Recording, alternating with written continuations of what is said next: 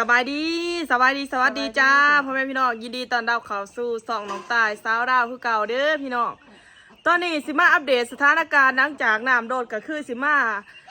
พามาส้มหมู่บ้านทั้งแห้งหรือว่าบ้านดอนเนาะอันนี้เป็นบ้านนี้ยังบ้านมันทั้งแห้งเนาะพี่น้องบ้านใหญ่เนาะพี่น้องเพราะว่ามันหมู่บ้านเดียวแต่นั้นเป็น3 ขุมนะจะมีบ้านดอนบ้านใหญ่และบ้านทงเนาะพี่น้องก่อนไปครับส้มฝากก็ได้ก็แซ่ก็ติดตามเพื่อเป็นกำลังใจให้น้องตาในเรื่องตอนเด็กก็มากกับเอ๋ยซุกเนาะเอาสบายดีเลยดิสบายดีพี่น้องปลาไปเลาะส้มกันได้พี่น้องเริ่มจากอันนี้เริ่มจากเพื่อนปลาเนาะเพื่อนปลาไข่พี่น้องดินกับแหงบ่เด้ออันนี้ก็สิเป็นท่าล้างจากน้ำโดดเนาะ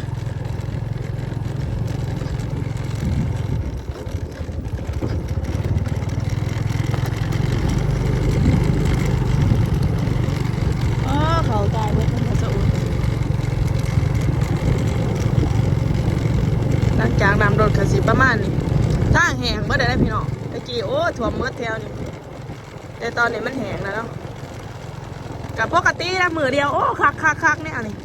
แต่ว่ามาไว้ลดไว้แห้งไว้เนาะมาส่งฝุ่นวัสันจ้าเป็นทางเมื่อบาทเนาะบาทนั่งแห้ง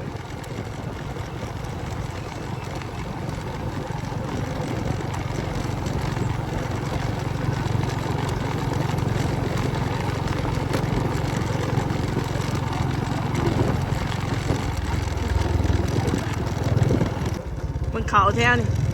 เที่ยวเบิร์ดเดี๋ยวเลยนี่แต่ขี้ตมโกยแล้วมาแต่ใจมาแต่ใจมาโกย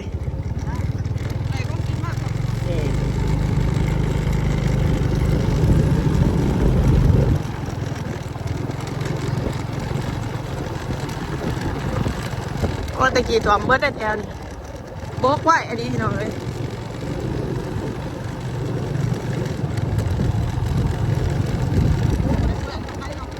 เปิดไปได้มันแดดดิขาผ่านไปขาไปโอ้ขามได้อยู่บ่ไปทางต่างๆจังแดด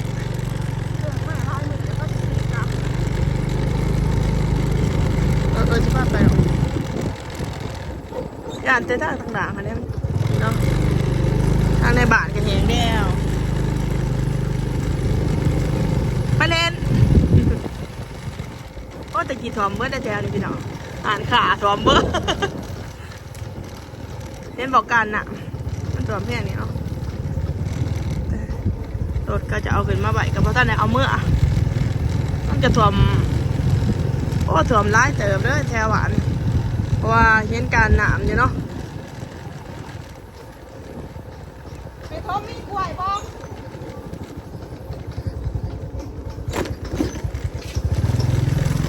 บกนะพี่น้องบกไปละ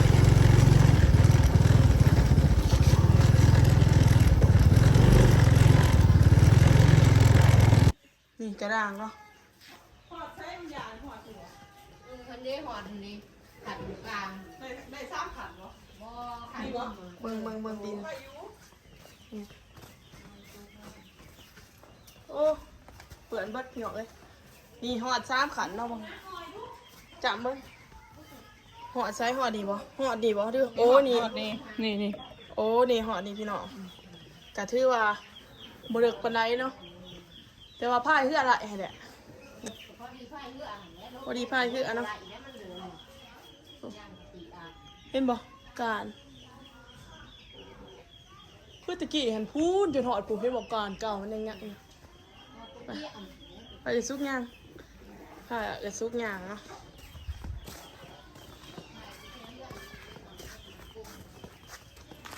เท่านั้นมันต่ำป่ะ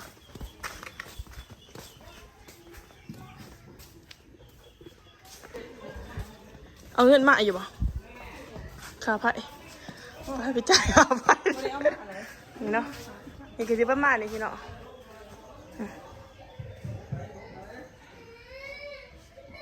เปื่อนเบิร์ดแถวนี่พวก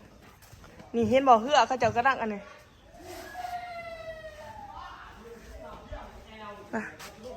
โอ้เขาจะมาเก็บค่าไฟนี่เนาะ บางทีเพื่อนเบิร์ดผมเห็นบอกกันน่ะพี่น้อง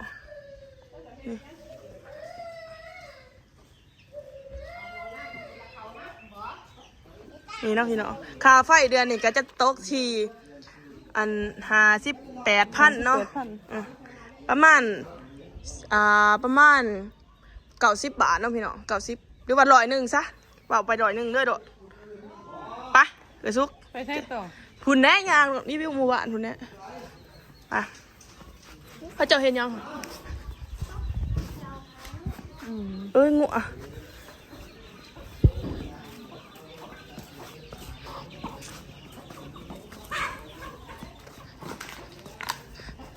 นี่เนาะ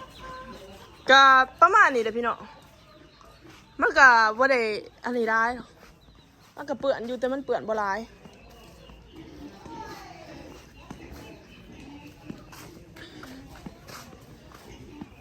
นี่เนาะมึงที่กระดาษแรงค่ะจ้ะฮะ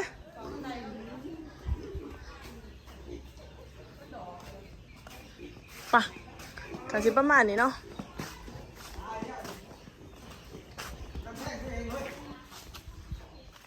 โอ้ยมันมีกล้วยซุปก่อเปื่อนเบิดพี่น้องกระดาษหนามกระดังบกเขาจะเอาเบิดแล้วว่าไอ้โหยพูดนะเกือบตัวไหนเนี่ยอะไรเนี่ยบ่เกือบแตะบ่ยังมาแล้วไปใช้แล้วพืชแล้วว่าเลยเอาข้อไปเลยบ่เห็นวันนี้เรามาจากหันจะก็เราไปใช้ต่อกอดอยู่กอดอ้ายนี่นะนี่กันนะพี่น้องประมาณนี้มาจะใช้มาตะหน้าบ่มาพากันดอกไปบ่ไปเบิ่งเขาอันน่ะไปซื้ออันนี้ก่อนซื้อบักพริกก่อนไอ้แม่เนี่ยจ่ายค่าไฟ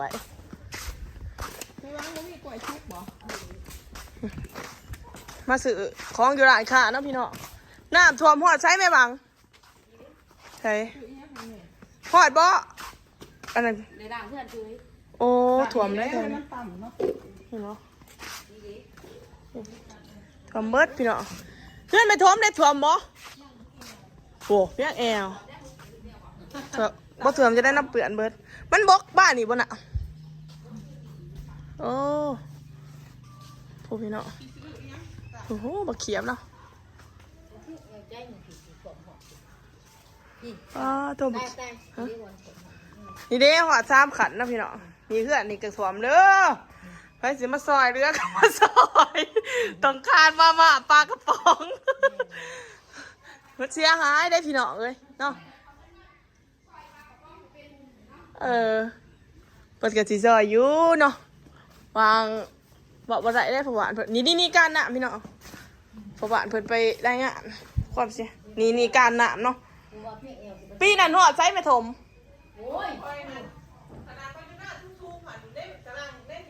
ปีนั้นหัวใช้ไม่ถมปีนั้นเนี่ยจนจำค้างพี่น้องปีนี้ถือว่าบอลปันไดเนาะเพื่อนนั่งบางที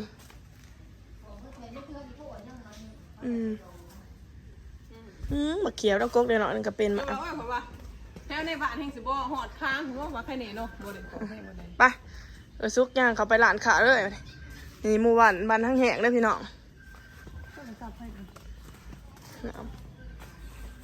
ซื้ออีหยังละบาท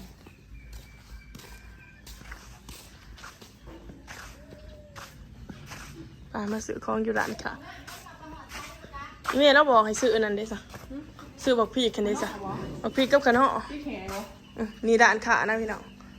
มาซื้อของร้านค้าบ้านนอกร้านขาบ้านนอกบ้านนอกพี่แขกนี่วะทีนี้ร้านค้านี่น้อยดอกเพื่อนกาFCเพื่อนกาโมเมนต์สิมาอุ้มเห็นมาซื้อบักพริกแข็งทงเดียวนี่เพื่อนสิพันกีนี่เนาะพี่น้องมาซื้อของอยู่หาดแม่นะมีนมมาดิมีแต่นมมาดินมอันนี้คล้ายไปกับแม่วะมีแต่นมอันนี้เนาะนมอันนั้นมันเบิดบ่ทันได้ไปเด้น้ำเพื่อนสิพวกสิแล้วก็อีหยังอีกบ่มีบ่กุ้งดิบไปวังบ่พริกอีพอแล้วบ่เอาอีหยังแล้วก็ขนมกับไผ่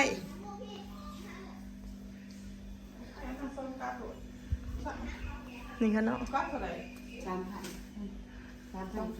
3,000 กีบ จะแล้วน้องพี่น้อง ท่วมหมดใช่ไหมบัง ดีแล้วดีแล้วคือมัน ท่วมเบิดเนาะแต่อะไรพี่น้องร้านค่ะ แต่ว่ามันบ่เลิก พริกนี่เท่าไหร่ 10,000 10,000 3,000 6 กายซ้ายกับทุนนำเด้ออยู่นี่นี่ร้านค่ะเนาะ เอาจังอันสิ ขนมนี่ อันละ3,000ที่กัน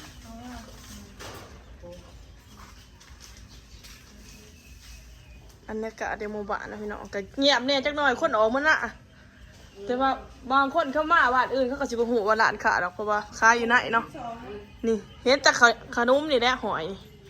อยู่นี่มันจริงมาซื้อบักพริกไหนเฮ็ดมาแต่ไส ไปถ่ายเอาเฮ็ดคนเดียวไปถ่าย ผู้สาวด่างเฮ็ดพี่น้องหาอยู่ไสนี่นะมีแต่เฮ็ดนี่แกงแซ่บได้เฮ็ดอันนี้นี่เฮ็ดหนาแดะเนาะ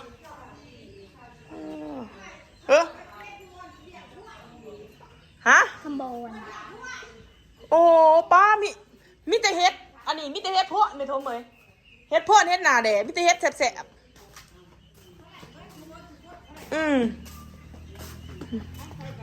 ส่วนนายคนบ่อยู่เลยพี่น้องคนอยู่ตรงหน้าแน่ไปไทยแน่นี่ดูเรากับไปไทย2 คนมาในไม่ทมเพื่อนนั่นนี่กะบ่มีคนอยู่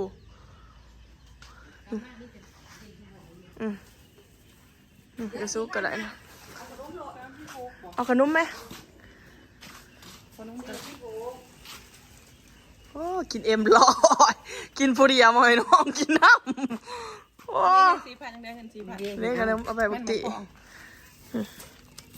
กินผู้เดียวไปกินเลยจักรยานเดินไปกินคนละครึ่ง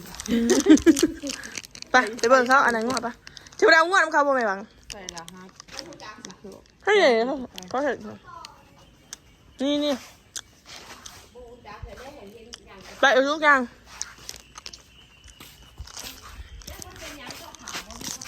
ขึ้นหา10 เงิน72กับเห็ดเนาะ ขึ้นหา10,000พอดีเบิด ต้นกระบองเผ็ดเนี่ยย่างไปบ่งเขา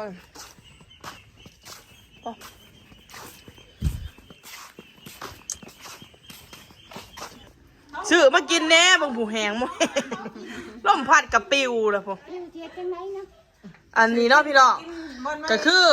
อันยายคนนี้เนาะเราบ่เคยมีผัวจักเถื่อพี่น้องแหงมันตันเบิดเอาวะตันเบิดเหรอวะหู ร้านเนี่ยหัวจะหัวอย่างเออ นี่เนาะพี่น้องคนเฒ่าที่สุดในหมู่บ้านนี่จักปีเลยปีนี้ ว่าเมื่อกี้70เลยปลาย80 หูซึกจะได้น้ำท่วมหูซึกจะไรน้ำท่วมหูซึกจะไร นอนบ่รับเป็นบาน้ำเป็นน้ำไก่ โอ้ ย่านน้ำท่วมไปบ่ได้เขาได้หน้าก็บ่ได้กิน ตายเบิดแล้วท่านได้บกช้ ลุงจีฟูกี้แล้ว ไปซื้อซีดว่าเมื่อไหร่ซีดมา ำบอกเขาเดอกหาไก่ อันเป็นเจ๊ได้ดิพี่น้องร้านสาวไปทำงานอยู่ประเทศไทยเนาะ ระหว่างที่บัก จีฟู ไปว่าเจวันเจ้าอ่ะย่างไปซุกกะไหลแนวเมื่อกะมีบักพริกกับขะเนาะแล้วพี่น้องแล้วก็บินไผ่แม่น้องจ่ายบักพริกมันซุกสึเนาะ ต้ม3,000ต้มข้าวเปียกแค่นี้บ่ได้อันนั้นมันมีขนมว่าเขาว่า เบิ่งจีฟูพี่น้องเบิ่งจีฟูเปียกเบิดกระดาษ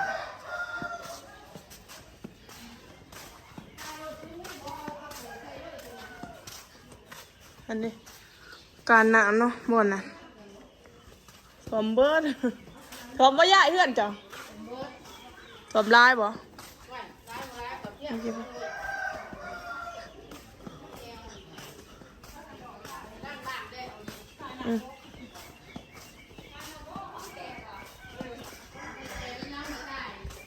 ฮะสิได้แจกยังสิมียังมาแจก แจคอยดีแล้วสิเอาวะอ้วนซ้ำหมูนี่เจ้าว่าหมูกับสะซ้ำป้าผู้มือที่พี่น้องเขาตายเบิด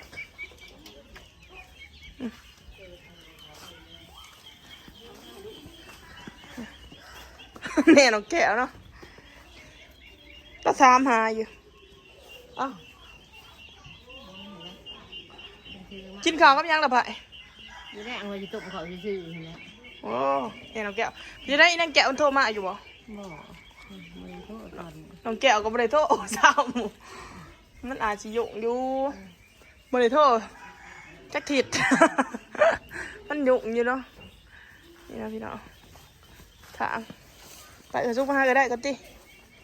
เราบอกมันมาก่อนถ่ายคลิปก็ติมาได้เนาะพี่น้องตอนนี้ก็มาเหือนนะฮอดเหือนเอื่อยเฮ็ดกินเฮ็ดยังกินเดือได้ หัวหมูใส่น้ำมันสม โอ้ขวาหมูเซนใหม่สมเนาะพี่น้องนี่เป็นเฮ็ดกินทอดไปตกสารเลย ใช่ก็ครับ นี่แนวกินประมาณนี้ ดี กิน2 คนกับแม่เนาะเฮ็ดแบบประหยัดพี่ แบ น้อบ ง กินเท่าเดียวกับพ่อ กินเดียวกับพ่ออันนี้ก็จะเป็นสารเนาะสารไปนี่พวกได้ก็ขี่หูดจ้ะ ทีเดียวก็คือปวดแต่กินมันยาวตัดตาย ก็มาตัดออก มันยาวอ่ะล่วงขี่ลงศีรษะ โอ้นี่นะพี่น้องบอลสารกับแบบบ้านๆเท่าเองก่อนนะนี่หมอโต๊ะเมียจะตุน ต้มน้ำห้อนไม่อันนี้เด้เล็กน้อยจุดิกิน โอ้ น้ำต้ม กินน้ำต้มน้ำให้ดูมาพี่น้องนี่ก็จะเป็นขั่วเพิ่นเนาะนี่จะเป็นบรรยากาศข้างบ้านนะป้าพี่น้องสวนกล้วยสวนนะโอ้โหนี่ติน้ำท่วมเขาข้าวเบิดพี่น้องแหมไปไปเดี๋ยวตอนนี้สิเราเมื่อก่อนนี่เนาะพี่น้องตอนนี้ก็คือน้ำแถวน้องเลยนี่สถานการณ์บกแล้วเนาะนี่เป็นบรรยากาศอยู่อันนี้โอเคเนาะพี่น้องสำหรับคลิปนี้ก็สิจบเพียงเท่านี้เด้อจ้าพอกันใหม่คลิปหน้าฝากกดไลค์กดแชร์กดติดตามเพื่อเป็นกำลังใจให้เราเด้อให้น้องตาเด้อบ๊ายบาย